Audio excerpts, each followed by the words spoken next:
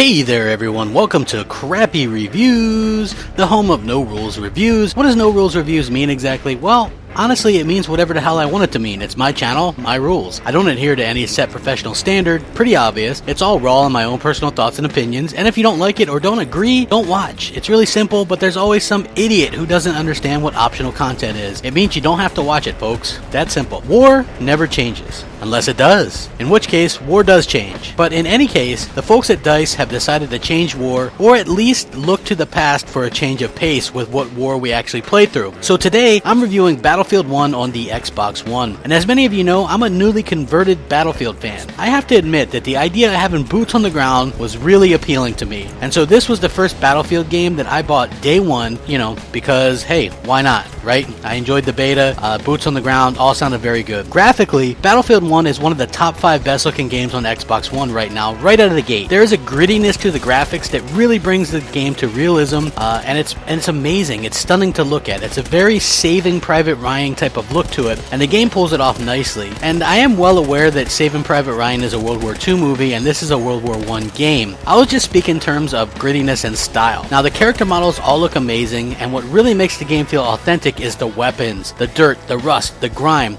It's all visible throughout the game when you hold up the guns. That's fantastic. The locations are also very realistic, and you can see that they really paid attention to detail, and that really is paying respect to the past by doing so. Now, the gameplay is pretty typical of what you'd find on other Battlefield games, with the exception being that this game has a World War I setting, which is pretty damn cool. The weapons are authentic and handle well. There's a bit of a learning curve for some of them, but nothing too drastic. There's also melee weapons in the game as well, with very gory and graphic kill animation. The multiplayer is absolutely intense, and if I call back to my Saving Private Ryan analogy, it's a lot like that. The multiplayer definitely isn't for everyone, but it is a lot of fun. The vehicles are also amazingly fun to use. The maps are well crafted, albeit a bit big for my taste. Even by Battlefield standards, they're kind of big, and some game modes even support up to 64 players. EA and DICE's credit, the servers have been able to handle everything pretty well for me personally. I have heard that some people have complaints about the servers, but I haven't really had any problems with them. The multiplayer features classes. You can pick Assault, Medic, Support, and Scout,